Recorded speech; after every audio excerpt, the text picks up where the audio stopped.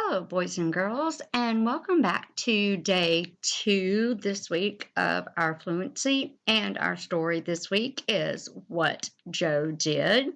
It is a sports story, which is so exciting because I know just about all of us love sports in some kind of way. Now, this story we are focusing on again is paraphrasing or appropriate phrasing with tone. So we are expanding our fluency. We're expanding our expression. Okay. And so our tone that we bring out when we appropriately phrase, we bring out those feelings of that character. We are able to set a feeling to our readers as we read. They are able to get a sense of what that character is trying to tell us or show us, and how that author writes the words that they use, the punctuation that they use, the quotation marks that they use. All of those things, and where and when we pause, and how our voice rises up and then how it goes back down. All of those things are important, and they're key factors, and they blend together in order to help us to still become even more um, uh, accurate readers, more fluent readers is what the word I wanted to get in there. So what we're going to do is I'm going to read 177, page 177 in your reader, your Pearson Realize, and it is day 2 of your story. So if you want to follow along with me, I left the PowerPoint screen up today because of the video clip that I have for you that I want you to do something with at the end. I'm going to model for you again a passage that is called At the Game. And so I want you to listen I want you to listen at my tone, how it goes up at certain points and how it goes back down. And pay attention to the areas of my quotation marks and the punctuation and where I pause and how I appropriately phrase.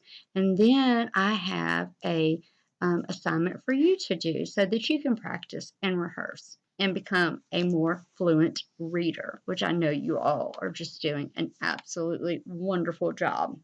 So let's go ahead and get started. At the Game. Hello again, sports fans. This is Bud Sherman, WXXT Channel 6, coming to you from the Grandview Center, where the third place Tigers are battling the second place Lions in the first round of the HSBA playoffs. Tiger forward Matt Roberts has had a flawless game, scoring 28 points so far. Lions center Darren Jones has been unbelievable under the basket. Now Roberts moves in and shoots the ball. He's looking for another three-pointer. The ball hits the rim. Maxwell tries a shot, but it's swatted away by Jones.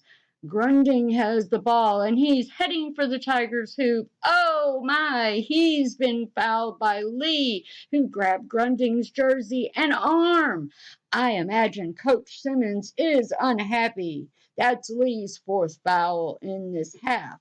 Grunding, a reliable free thrower, makes both points. Bitzer throws into Barton, who passes to Roberts. I have always marveled at the way Roberts moves around the court, but his performance tonight just leaves me speechless. Robert shoots from 30 feet out, and oh, he scores! The Tigers win 87-84. All right, ladies and gentlemen. So I hope you were able to see where I made my appropriate phrasing and where my tone went up and where it went down. Your job is going to be to go back to paragraph just number 1 on page 177, and you are going to practice reading that in your best sportscaster voice.